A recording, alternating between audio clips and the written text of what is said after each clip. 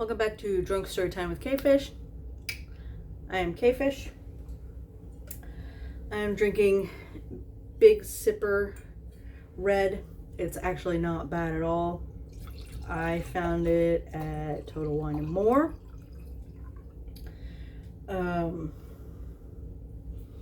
It was less than $10. I think it was like $8. I buy on theme, which is why I kind of got Big Sipper. You know, I helped build that one. Yeah, I buy by look, by name, and by price. I'm cheap. So, anyway, we are reading a story that I read for like maybe one paragraph or so, and I was like, no, I want to read this on video. And so I don't know much, but I know I love you. Anyway, this is called The Very Model of a Modern Minor Miracle. And I truly hope that the song Modern Major General does not make an appearance, because I will be honor bound to attempt to sing it, and I don't know it. I mean, I know I know the tempo of like that first line, but after that I don't. I've only seen that show like a few times, and I was in high school. So I really hope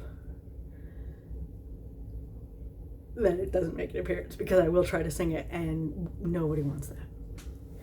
So, The Very Model of a Modern Minor Miracle by Gala23. This is a general rating. Crowley suggests that he and Aziraphale visit the top-rated restaurant on TripAdvisor. It would take a miracle to get a reservation. Excuse me. The notes say you should definitely Google "I made my shed the top-rated restaurant on TripAdvisor" before starting, or things may not make a lot of sense. I do these things so you don't have to. So, let's see what it says. Oh, okay. All right, so the shed at Dulwich was a spoof restaurant in a garden shed in Dulwich, London, or Dulwich. It was created as a hoax by journalist Uba Butler, which is an amazing name, holy cow, for Vice magazine, and became the top-rated restaurant in London. Oh my gosh, and it was all with the help of fake reviews, mystique, and nonsense. I was going to do it, turn my shed into London's top-rated restaurant on TripAdvisor. Oh my god, you're a genius. And that's why you don't let people just make their own shit. So, the very model of a modern minor miracle.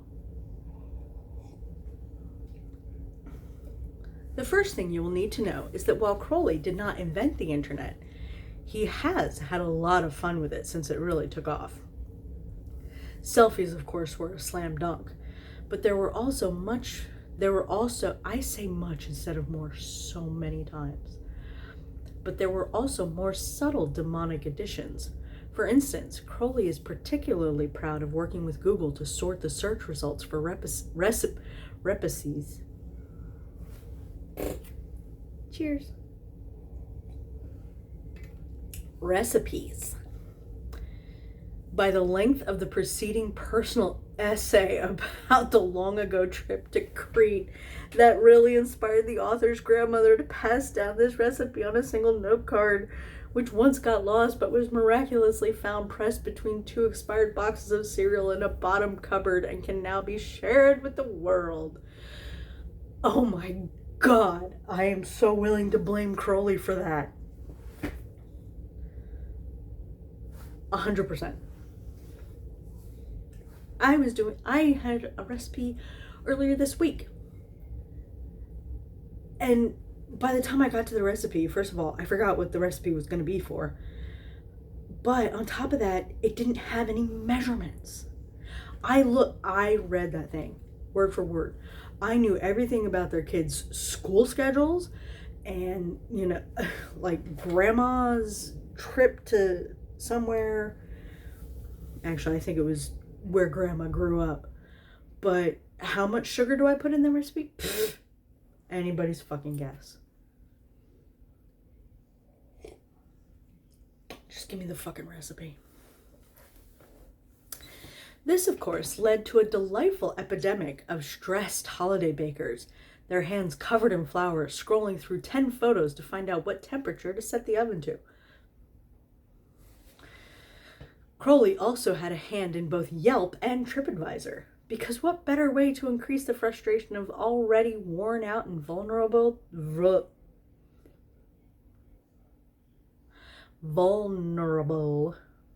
tourists than to suggest a lovely restaurant or boat trip, only for the establishment to turn out to have been closed for 2 years under new ownership as a strip club, or simply infested with rats, but wealthy enough to pay off anyone leaving a poor review.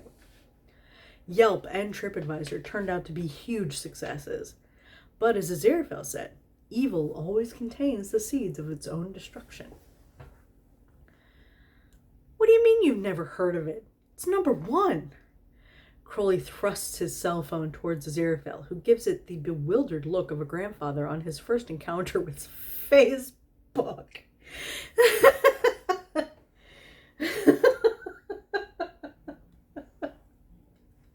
He squints. It does have 5 stars, he admits dubiously. But usually I find out about places by, speaking with people. They all know each other, of course, and you meet the most wonderful, but this one is exclusive, Crowley insists. Look, they have a dish called Lust. Aziraphale's look of apprehension only grows, so Crowley changes course. And one called Love. We could try to get a booking if you like. Aziraphale is usually the one who secures them a table, so he understands what Crowley is asking. Just a little miracle, a waiter realizing they've marked a table as taken when in fact the holder of the reservation just won tickets to that thing they love and skipped dinner. I would like to see what they believe love tastes like, I suppose. Aziraphale performs the miracle. And it doesn't work. Aziraphale has been reprimanded in the past for performing too many miracles, and for a long while was on probation, with the highest allowable level of miracle being 1.27 molehills.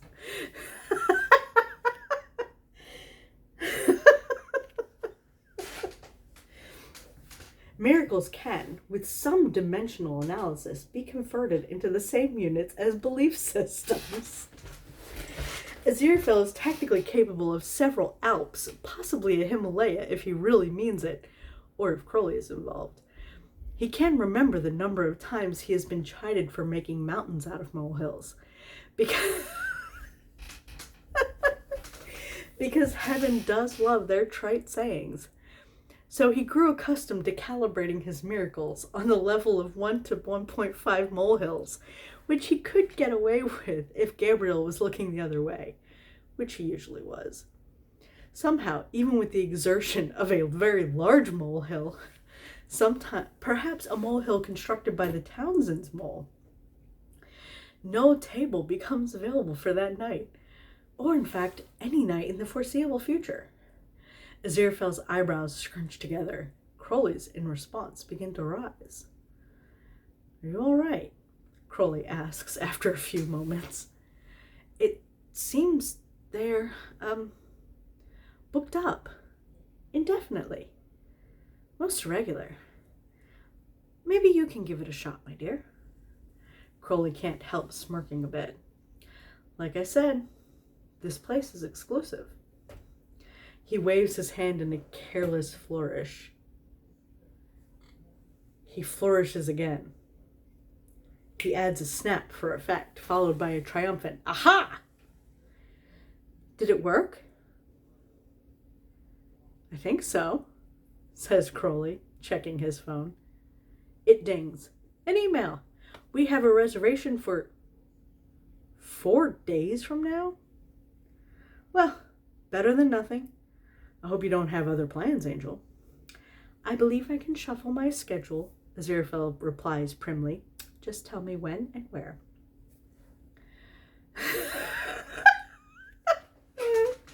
4 days later, the Bentley roars down a small street in Dulwich that really isn't used to being roared down. Looks a bit residential, doesn't it? Aziraphale asks, peering out at the houses flying past. I do hope it's as good as your little advisor thingy says it is. Of course it is. It's unique. Crowley fights down a twist of apprehension.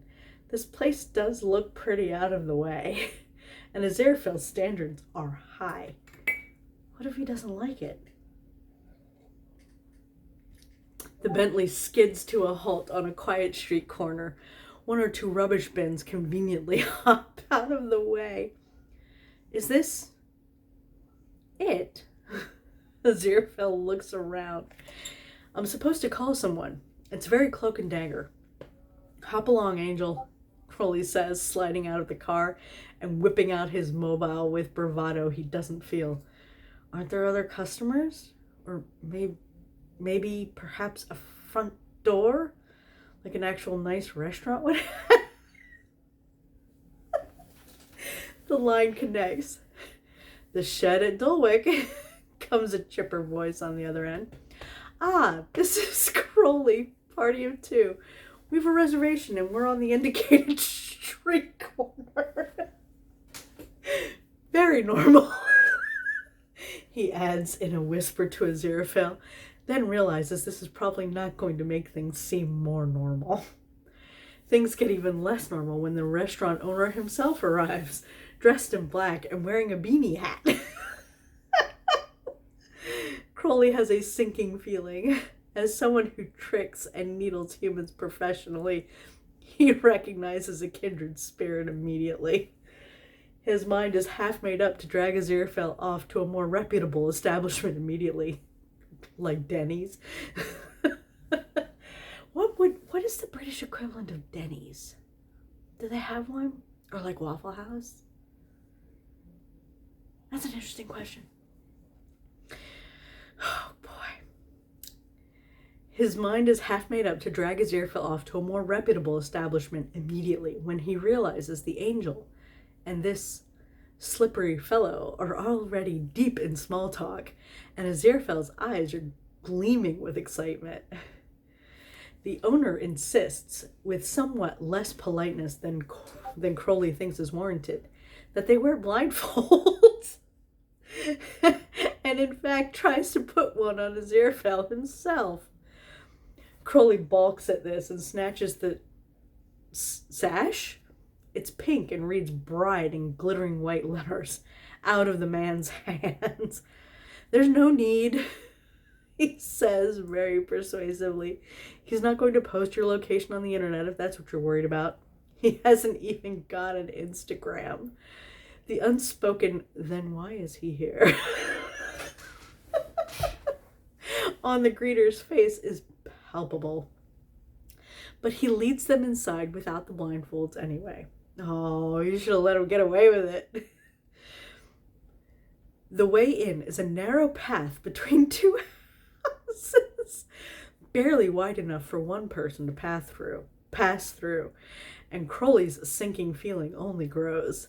There is no way that this will be up to the Angel's stringent culinary standards.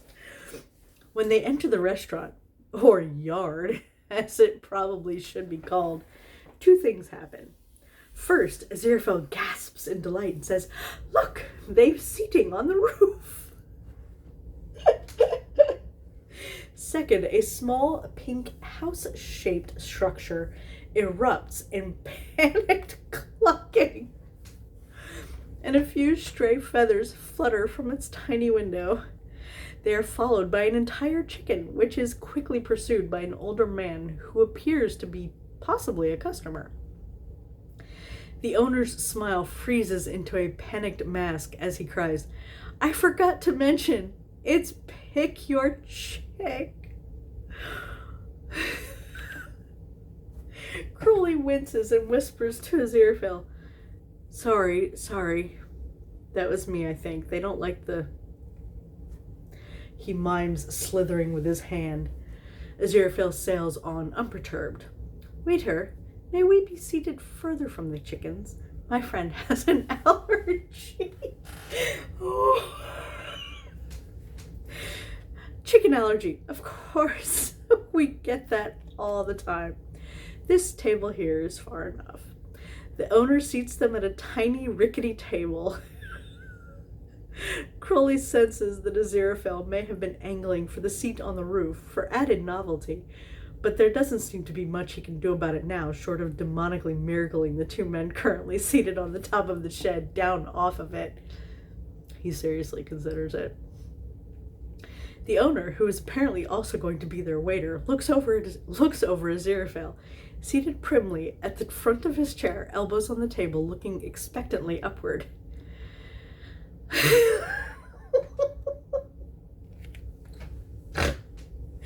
I'm getting a mood of curiosity from this side of the table, he begins, and some of Crowley's tension eases when Aziraphale beams. Very curious indeed. My friend found this place on the internet, and I can't wait to see how it is. Crowley can't help the fond way his lips quirk when Aziraphale says the internet. One can just hear the capital letter. And for you, sir, I'm getting love. This snaps Crowley right out of his contemplation of Aziraphale, and his head whips toward the restaurant owner. What? He doesn't do any head transfiguring, but the tone is enough to knock the waiter back a step. Aziraphale reaches across the table and pats his arm. Bring him a nice plate of wickedness, or whatever you have along those lines, he says soothingly, and the man nods and hurries off. Crowley simmers down as he leaves. Love, really, he scoffs. Do I need to update my wardrobe or something? I can't have humans going around mistaking me for some ethereal being. No offense, he adds. None taken, Aziraphale replies readily. Do you think that couple over there has the love dish? It doesn't look very good, if I'm honest. They spend the next minutes speculating over the titles of the dishes that the other patrons are eating, sipping wine out of mugs, and in Crowley's case, slowly progressing from worried to panicked. Oh my God.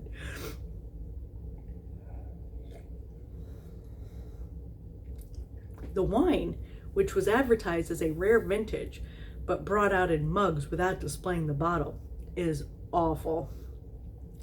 Crowley knows it, and he knows that Aziraphale knows it, and he can't help scrutinizing Aziraphale's slightly pursed lips, slightly scrunched eyebrows, slightly tilted head, and thinking, he doesn't like it. I've brought him here with all this fanfare, and he doesn't like it. What do I do? Wine in a mug? Is this a new trend on the internet?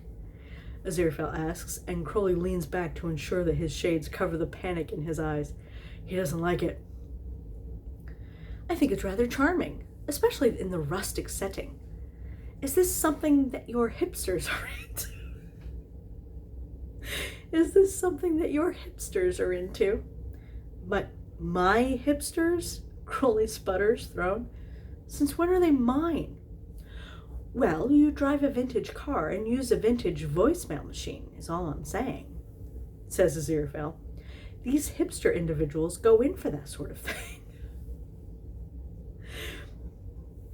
I'm not a hipster, Aziraphale. I bought the Bentley new, and they just don't make quality these days. Crowley can't contain his anxiety any longer and bursts out. This wine is awful. Would you like me to ask for something different?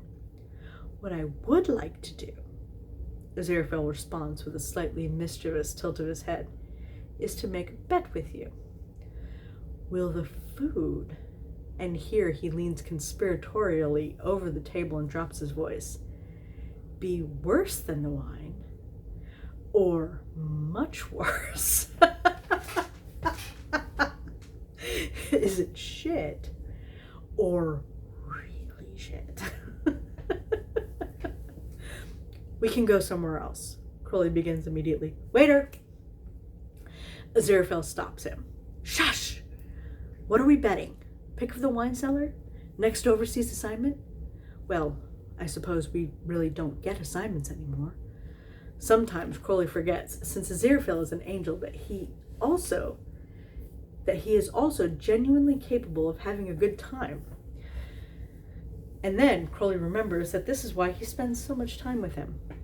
All right, says Crowley. Well, if you want my honest prediction, I'm going to go with much worse for pick of your wine cellar tonight after I delete TripAdvisor from the internet. We have a bet then, says Aziraphale and offers an awkward mug toast. It is the subject of an hour-long debate whether the food is merely worse or much worse than the wine. Crowley chose much worse because he expected Aziraphale to be a harsh critic. But the angel merely lays out the judgment of a bit too greasy, but bit too salty, but not bad. Crowley, of course, insists that this stinks of self-interest and that such low caliber of macaroni and cheese should never be served with wine of any quality. My macaroni and cheese is high quality. In the end, they have so much of the wine of questionable quality that the bet is forgotten. The ritual of leaving is surprisingly simple, as they are not charged for anything and are simply asked if they could leave a short review for a man holding a phone camera, the lens of which cracks in half at the first glint from Crowley's shades. As they make their way out the garden path, Crowley turns to Aziraphale.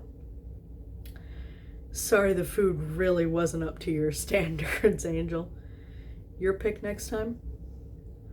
All right, though I had an excellent time in any case. We should go out to new places more often, don't you think?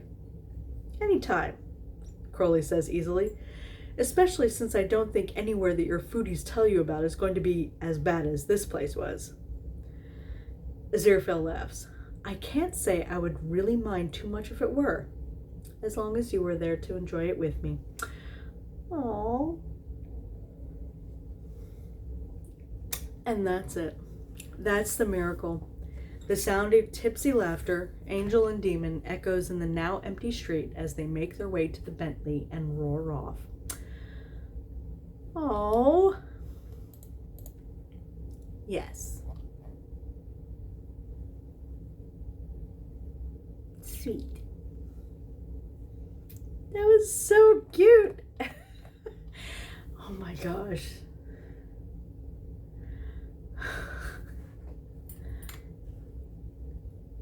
I'm just picturing them making like macaroni and cheese out of a box.